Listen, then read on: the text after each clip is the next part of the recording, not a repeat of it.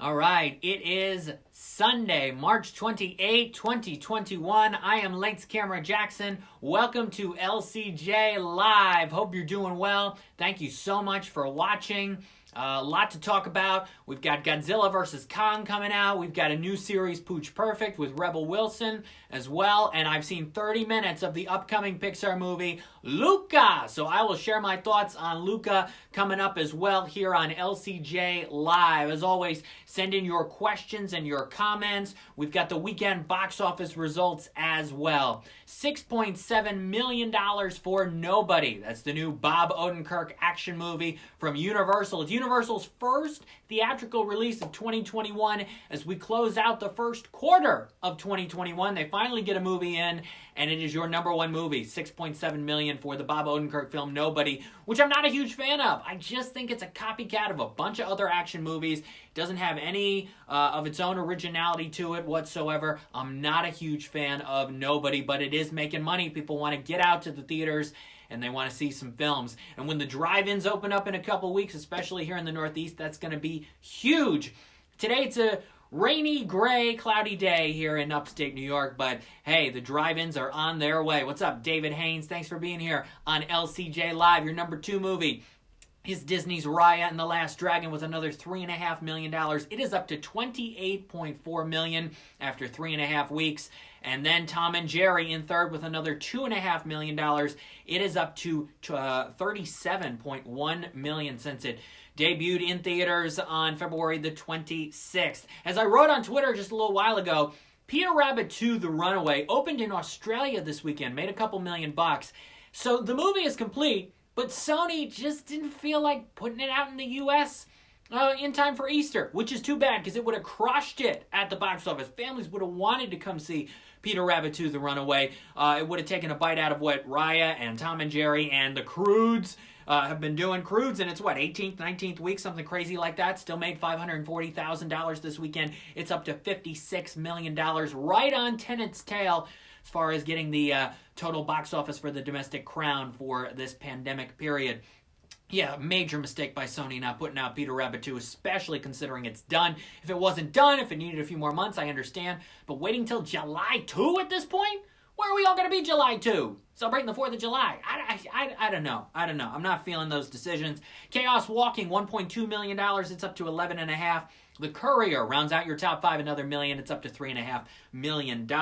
Again, Croods, $540. Boogie with $340. It's up to $3.8 million. The Marksman, Liam Neeson action movie. Let me tell you, it's still making money as theaters keep expanding.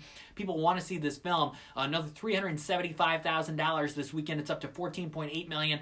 Just behind The Little Things, which has exited the top 10, but The Little Things at $14.9 million. $275,000 for your Best Picture Oscar nominee, Minari. Minari up to $1.8 million total. Wonder Woman 1984, $245,000. It's up to $45.9 million total. Wonder Woman still making a little money, and now Warner Brothers wondering, hey, what's Godzilla vs. Kong gonna do once it opens up on Wednesday? Judas and the Black Messiah, another Warner Brothers movie. Daniel Kaluuya, your Best Supporting Actor frontrunner, another $105,000 this weekend. It's up to $5.2 million. The Father dropped a little bit, down to $165,000, dropped about a half its money. It's made about a couple million dollars at this point. Little Things, $140,000. Promising Young Woman, $130,000 this weekend. It's closing in on $6 million at the box office. So again, Nobody, strong start. Nobody, I think the 7th biggest open of this pandemic period. About 25 movies have earned more than $1 million in their first weekend since the pandemic began and the movie theaters coming back. And Nobody, I believe, number 7, just behind The New Mutants, which made $7 million when it opened back in August. Remember that? That's the last time I saw a movie at a drive-in. Last time I saw a movie in the state of New York in either an indoor or a drive-in theater. Godzilla vs. Kong. It's going to get a lot of people, I think, to the cinemas. It's going to open up on Wednesday. It's a 5-day open that Warner Brothers wants, that big Easter weekend box office. But look, not all families are going to go see Godzilla vs. Kong, so Peter Rabbit would have been perfect counter-programming you can have in this day and age. All right, we're back. Something funky just happened with my phone, but we are back here on LCJ Live. Godzilla vs. Kong, just talking about that.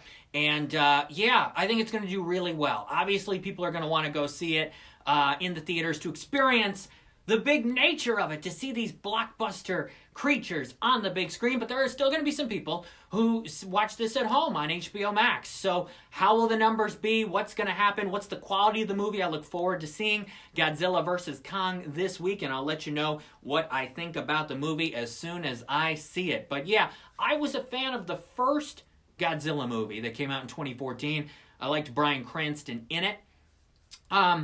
And I like the visuals, and I like the tone, and I like the feel of it. The second Godzilla that came out a couple years ago, not a huge fan of that movie. And Kong Skull Island I thought was all right. John C. Reilly, the best performance in Kong Skull Island. But man, it feels like forever ago since I saw Kong Skull Island, which came out in 2017.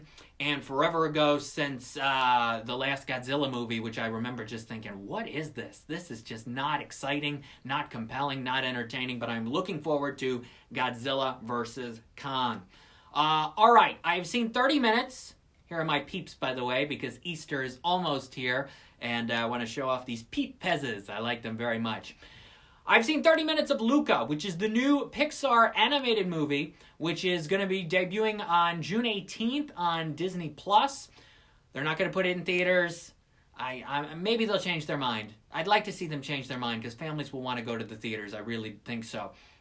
But we've got Luca. Now, I watched 30 minutes of this last night. And it's fun, it's bright, it's positive. I like the characters. I like where it's going. I'm looking forward to seeing the rest. I really am. Some of the cast has been revealed. Some of the cast is not. I sent some voice actors in it who may be confirmed as cast members pretty soon. But I am looking forward to seeing the rest of Luca.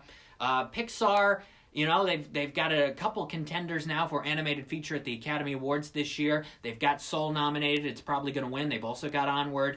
And now this. They won last year for Toy Story 4. Pixar just keeps going and going and going. Why see 30 minutes of the movie? Why can't you see the full version just yet? I don't think the full version's done quite yet. But it's nice that Disney was able to show me 30 minutes of the film and a lot of other journalists and reporters, and we'll be getting some presentations and some interview opportunities very soon. But I like the feel of it. I think kids are going to get into it. I think families are. There's the dialogue really sparkles. It's sharp. It's quick with the characters back and forth. It's about two boys. They're best friends in the Italian Riviera in the summertime, and they meet other characters their own age and older, and there's some competition elements, and I think it could be really sweet and really fun, and I'm looking forward to seeing all of Luca very soon.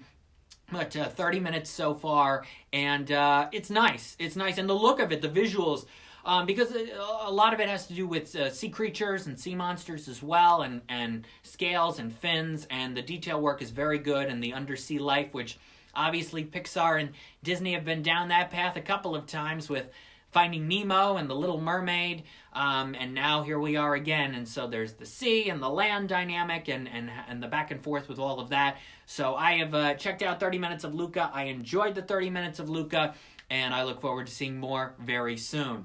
We've got Pooch Perfect. This is Tuesday night, 8 o'clock on ABC. Rebel Wilson hosting this, and it's a dog grooming competition series. Obviously, Pooch Perfect refers to Pitch Perfect, which Rebel was a part of, and I think you could only title that if Rebel was your host, so that makes sense. And yeah, we've got this new competition show. Now, I guess ABC needs the content. They need to put it out now. How many game shows and competition shows will they have for the summer and their usual branding of summer fun and games? We'll have to see, because this will go probably to mid to end of May. And then they're going to have to fill more time with some other shows if they have some in the can or if they've been filming some series already. But yeah, Pooch Perfect starts Tuesday night. I think some Pitch Perfect fans and fans of hers will watch it, and we'll see what those numbers are. Speaking of numbers, we'll find out on Tuesday how many people watched Tina, the new Tina Turner documentary, which debuted last night at 8 o'clock on HBO. I watched it the other night. It's fantastic. One of the best films of the year. Really gets into her life and the ups and downs and her ultimately needing love. And boy, it is really good. It's a technical achievement, very strong. The way it is structured, The 2 hours really go by, but it feels complete. It feels whole. You get everything you want and more from this documentary, and I highly recommend it. Tina, HBO, check it out. Probably on HBO Max right now as well. I highly recommend it. One of the best films of the year so far, in a year that has had some very good films and very good performances, like The Courier, which made another $1 million this weekend. A very good film. And yeah, I'm looking forward to more. I'm looking forward to more big, great movies on the way. What's up? Colin_G, thanks for being here on LCJ Live. Next Sunday, the Screen Actors Guild Awards. 1 hour, 9 o'clock, TBS and TNT. 9 o'clock Eastern, 6 p.m. Pacific live. And it's going to be live, I say live to air, but it's going to be pre-taped. It's going to be taped in a couple of days. They're not giving away a Lifetime Achievement Award, which I think is a mistake. Pre-taping it is interesting. It's different. They're going to go through all the categories, airing it on Easter Sunday. I don't know. I'm not a huge fan of all the decisions being made, but we get an award show next Sunday, and that is exciting. 9 o'clock. I'll have my predictions later today for who I think will win at the Screen Actors Guild Awards at lights-camera-jackson.com. I kind of break down in the 6 movie categories all the nominees and where everything stands, and like who's the long shot, who's the upset, who's the still potential win, why are these people in this category. There's a few of those, so I go into that. So look for my Screen Actors Guild Award predictions later today on the website lights-camera-jackson.com. Now, this coming Saturday, April 3rd, it's the brand new 2nd anniversary episode of the Back to You podcast. I recorded a lot of it earlier this week. There'll be some great clips in there, some surprises. We go through a lot when it comes to the Back to You podcast. 2nd anniversary, because I started it April 3rd, 2019. I did a 1st anniversary episode last year, April 3rd, 2020. And now here we go again with a brand new episode. Technically the 20th episode of the Back to You podcast. Check that out Saturday. That'll be all over my social media. Twitter at LCJ Reviews, Instagram at LightsCamJackson. It'll be on the website, and it'll be on the Twitter account for @BackToYouPod. Also, lcj.podbean.com will have it as well. The 20th episode, 2nd anniversary special episode of the Back to You podcast. Where have all the stars gone, the creators? What's going on? There's a lot happening, and we honor the late Fred Willard, who passed away within this past year. So yes, a lot in this episode, and I hope you enjoy it very much. I've seen a couple movies that open in a few weeks. Every Breath You Take comes out this Friday. It's a new thriller with Casey Affleck and Michelle Monaghan and Sam Claflin. I've seen that. I've seen Concrete Cowboy, which is a new drama with Idris Elba. That's on Netflix. And I've also seen 4 Good Days, which comes out on the 30th of April. Glenn Close, Mila Kunis.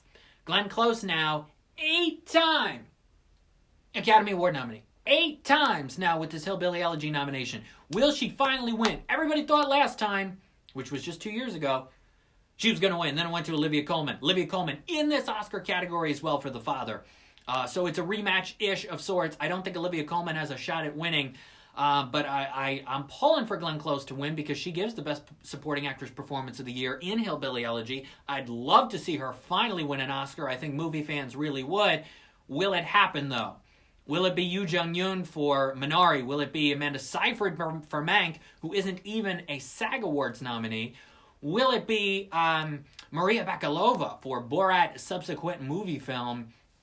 Could it be Olivia Colman a second time? I don't see it happening that quickly.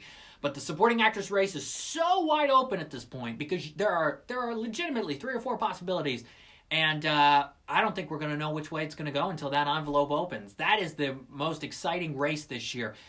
Lead actor is going to go to Chadwick Boseman, rest in peace, for Ma Rainey's Black Bottom. Supporting actor probably going to go to Daniel Kaluuya for Judas and the Black Messiah. Though because Lakeith is in with him in that category, could the vote split and it go to somebody like Paul Raci for Sound of Metal? That would be quite something. Or Leslie Odom Jr. for One Night in Miami. We'll have to see. Lead actress is still a little bit up in the air as well, legitimately. Andra Day for Billie Holiday. Could be Carey Mulligan for Promising Young Woman, or it could be Frances McDormand for Nomadland. We'll have to see. I don't see Vanessa Kirby or Viola Davis at this point. So lead actress is a close second to supporting actress as far as where who's going to win the Academy Award. Nomadland, probably picture, director probably Chloe Zhao at this point, though Nomadland not in SAG Ensemble, so maybe Trial of the Chicago 7 or Minari come in for a surprise. Brian, thanks for being here. On LCJ Live, we got the SAG Awards next Sunday. We got the BAFTAs the following Sunday, the 11th. The Annie Awards are the 16th. The Spirit Awards are the 22nd. And then the Academy Awards are the 25th of April. So what is that, 4 weeks from today, right? Yes. Yeah, 4 weeks from today is the Academy Awards. Wow. April 25. 4 weeks from today. How many people will watch? Will you watch the Academy Awards? How will the ratings be? Will it go under 10 million? Well, it'll go under 20 million for the first time, probably. Will it go under 10 million? Will it be that low? Without a host, without a lot of movies that people are really pulling for outside of those who are diehard movie fans? It's going to be really interesting to find that out over the next several weeks. So, yeah. As always, follow me on Twitter at LCJ Reviews, Instagram at LightsCamJackson, the website lights-camera-jackson.com. I look forward to sharing my thoughts with you on some big movies coming up the next couple of weeks, including Godzilla vs. Kong. We'll see how the box office is next Sunday. We'll talk more SAG Awards. We'll celebrate Easter. Here are my peeps. I got them here early. And hope you stay safe, stay well, stay positive. Wear a mask, social distance, and keep watching movies and shows because there's a lot of content still on the way. I'm Lights Camera Jackson. Enjoy the Back to You podcast episode this Saturday, April 3rd. Don't forget about that. And I will see you next Sunday at 12 p.m. Eastern for a special Easter holiday episode of LCJ Live. Take care, everybody. Thank you so much for watching. Bye-bye.